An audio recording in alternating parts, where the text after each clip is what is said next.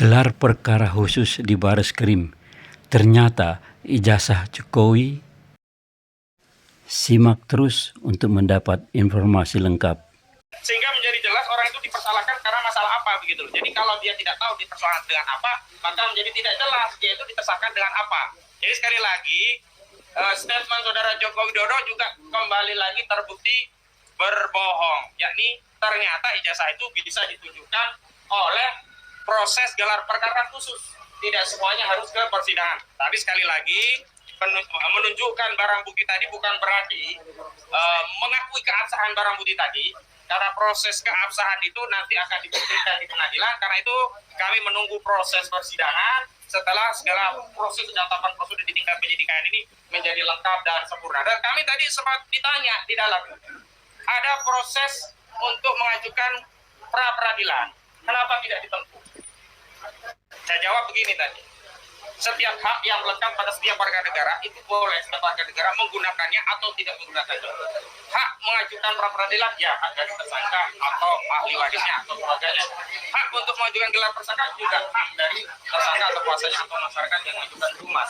Karena itu hari ini kita mengajukan proses gelar perkara bukan berarti mengesampingkan prosedur pra peradilan, itu juga masih kita pertimbangkan. Tetapi tadi kami menegaskan, kalaulah proses gelar perkara khusus ini bisa menyudahi proses penyidikan ini, ada evaluasi di internal polisi, bahwa ada seorang tersangka, ditetapkan tersangka tapi belum pernah diperiksa, dan itu menjadi cacat formil, tentulah koreksi melalui institusi Polri secara internal ini jauh lebih baik ketimbang dipaksa oleh lembaga pra peradilan.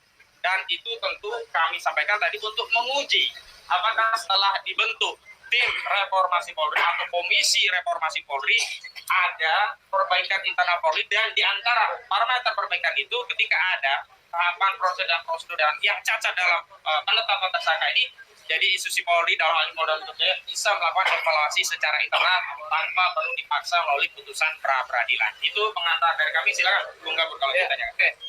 Terima kasih rekan-rekan media. Pertama, kami menyampaikan terima kasih dan apresiasi kepada penyidik Polda Metro Jaya yang hari ini melalui satu proses perdebatan yang sangat sengit antara kami dengan Pak Jokowi terkait dengan ditunjukkan barang bukti ijazah Pak Joko Widodo, tetapi tadi langsung dipimpin oleh Pak Direskrimum ya, Direktur Tindak Pidana Umum Polda Metro Jaya, Imanuddin, dengan meminta persetujuan kepada semua pihak. Alhamdulillah, ijazah yang selama ini kita tunggu, ijazah yang selama ini kami pertanyakan, kemudian ditunjukkan kepada kami secara terbatas. Nah, ada dua ijazah yang ditunjukkan tadi, ya, dibuka dari segel, ya, yaitu ijazah SMA Pak Joko Widodo, dan kemudian yang kedua adalah ijazah sarjana kehutanan UGM. Yang pasti, ijazah Pak Joko Widodo tadi itu tidak berbeda dengan apa yang selama ini beredar dan apa yang dianalisis oleh Mas Roy Suryo, Bang Rismon. Sama, ya, yaitu foto Pak Jokowinya sama, kertasnya sama, di bawahnya ada sobek-sobek atau bercak itu, ya. Kami tadi melihat tapi tidak boleh meraba. Ya, jadi clear bahwa ijazah Pak Joko Widodo ini sudah disita dan sekarang dalam penguasaan penyidik. Disitanya dari tanggal 23 Juli 2025, kemudian berita acara penyitaannya juga tanggal 23 Juli 2025, dan penetapan pengadilan terkait dengan penyitaan itu 24 Juli 2025 dari Ketua Pengadilan Negeri Surakarta. Catatan kami hari ini ada dua. Yang pertama adalah kami kecewa kenapa Pak Joko Widodo tidak hadir. Karena tadi ada 3 pelapor yang hadir, yaitu Andi Kurniawan, kemudian ada Samuel Sweken, dan kemudian ada Licumanan. Kan ada 4 pelapor. Tapi hari ini Pak Jokowi tidak hadir. Kami sangat kecewa. Karena kenapa? Pak Jokowi punya kepentingan dengan laporan ini. Itu yang pertama. Kemudian yang kedua, terkait dengan keabsahan ijazah ini asli atau palsu, tentu di sini bukan forumnya. Ya, bahkan tadi juga penyidik Polda Metro Jaya tidak membuka 13 ijazah pembanding. Jadi belum bisa kami lihat ijazah Pak Jokowi dengan 13 ijazah yang konon katanya tadi sudah disita. Memang tadi diperlihatkan kepada kami, tapi masih dalam kertas segel, jadi tidak bisa dibuka oleh penyidik Polda Metro Jaya. Sebenarnya untuk menentukan suatu ijazah ini asli atau palsu, berdasarkan laboratorium forensik forensik yang diatur dalam Perkapolri nomor 10 tahun 2009, tentu kuncinya adalah pada ijazah pembanding atau dokumen pembanding, ya.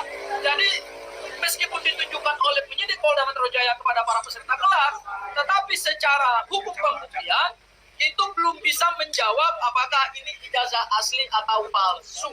Kenapa? Karena ijazah pembandingnya itu tidak dibuka.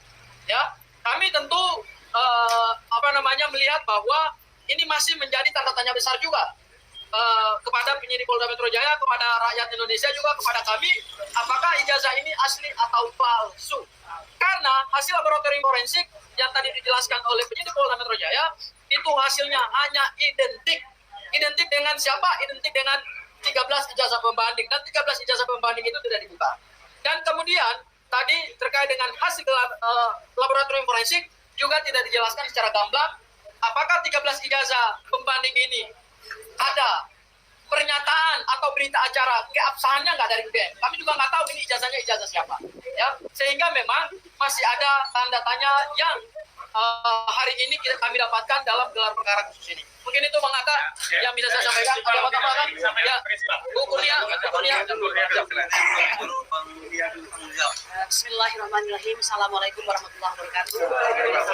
Seluruh rakyat Indonesia, kami hari ini telah menyelesaikan gelar perkara khusus, di mana dalam gelar perkara tersebut memungkinkan untuk mengkoreksi arah daripada penyidikan, kemudian melihat bukti awal, ya, apakah benar seperti itu, serta tentu saja mendengarkan arahan-arahan dari lintas fungsi seperti Wasidik dan Irwasum. Juga memberi ruang kepada ahli-ahli dari pihak terlapor maupun pelapor. Kami sudah menumpahkan semua perasaan kami tadi, tidak hanya hal-hal hukum, tapi juga hal-hal yang kami alami yang tidak bisa diceritakan di luasnya media di luar ini begitu. Dan mereka sudah mencatat dengan baik. Kalau mengenai ijazah yang dipertontonkan kepada kami, saya tidak mempunyai perasaan apa-apa karena terus terang saja itulah yang saya lihat selama ini begitu, ya. The one who really like him, yes, foto yang tidak sama seperti beliau, ya. Dan kebetulan ada dua yang diperlihatkan, yaitu yang S1 serta SMA, dan ini totally different, ya. Itu menurut saya, ya. Tapi tentu saja bukan medannya bagi kita untuk memperdebatkan itu, ada tempatnya nanti. Mari nanti kita tunggu saja.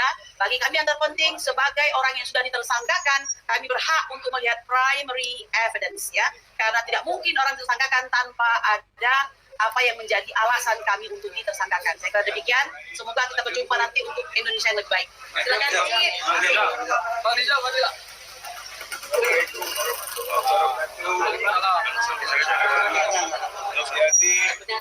Jadi intinya tadi adalah bahwa yang pertama kita mengkritisi proses gelar perkara dan proses penyidikan. Bahwa penyidikan yang lalu itu kita katakan banyak hal yang tidak sesuai dengan peraturan perundang-undangan. Itu yang pertama.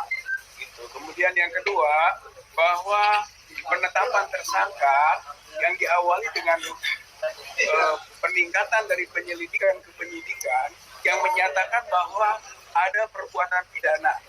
Dan untuk itu tadi kita membantah bahwa berdasarkan atas pasal-pasal yang disangkakan, gitu, yang kemudian awalnya itu dimasukkan sebagai pasal laporan, itu sungguh tidak memenuhi unsur-unsur pidana. Oleh karena itu tadi dari pihak prinsipal kita, gitu kan, kemudian juga pihak kuasa hukum jelas menegaskan bahwa proses penetapan tersangka itu tidak pas dan tidak tepat secara hukum. Bahkan ada dinyatakan lagi prematur karena belum semua saksi, belum ahli diperiksa kok sudah ditetapkan sebagai tersangka. Padahal semestinya semua selesai dulu, gelar perkara yang baik, kemudian pihak-pihak ada, baru penetapan tentang ada atau tidaknya tersangka itu dan siapa saja. Jadi pada prinsipnya kita menyatakan bahwa proses penyidikan yang didahului oleh penyelidikan dan pada penetapan tersangka itu tidak tepat secara hukum. Itu menjadi perjuangan kita. Nah kemudian yang ketiganya barulah dimintakan tentang dokumen inti. Bagaimana ada pencemaran, bagaimana ada fitnah, gitu. Kalau tidak ada dokumen yang memang dikualifikasi asli, tapi ternyata ditunjukkan belum sampai pada kualifikasi asli atau palsunya. Jadi sebenarnya kalau kita masih beranggapan itu dokumen palsu, itu sah-sah saja. Karena belum ada putusan peradilan yang menyatakan itu asli. Gitu. Bahwa tadi itu progresnya baru sampai ditunjukkan ada. Dan bagi kita itu adalah konklusi ada itu disita oleh pihak Polda Metro Jaya. Dengan disitanya oleh Polda Metro Jaya, berarti Pak Jokowi dan para pendukung-pendukungnya kemarin itu berbohong.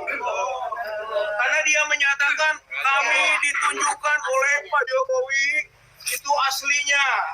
Bagaimana bisa ditunjukkan aslinya? Orang aslinya disita. Kan 5 bulan yang lalu. Saya kira ini hal yang penting ini. Bahkan ada kemungkinan kami akan menggugat, mempermasalahkan Jokowi, gitu kan, atas kebohongannya bahwa menurut relawannya itu ditunjukkan yang asli. Padahal yang asli itu adanya di Polda Metro Jaya yang kita saksikan berita acara penyitaannya tadi. Kita saksikan berita acara penyitaannya. Jelas itu sejak bulan Juli yang lalu. Nah yang terakhir, dengan ditunjukkannya baru sekarang kita tahu sebetulnya gugur itu proses-proses yang sampai kepada penetapan tersangka.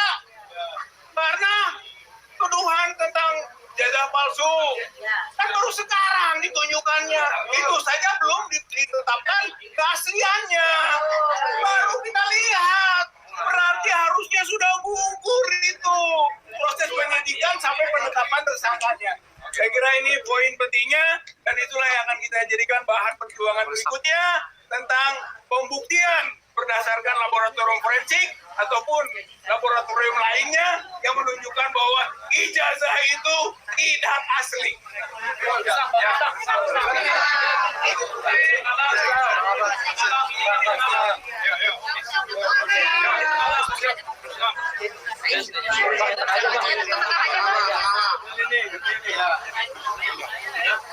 Bismillahirrahmanirrahim. Assalamualaikum warahmatullahi wabarakatuh. Karena tadi menurut saya ini hal yang biasa-biasa aja. Karena diperlihatkannya itu ijazahnya persis seperti apa yang telah dianalisa, yang beredar di sosial media, yang dianalisa oleh Mas Suryo, Rismon, dan Dr. Tifa.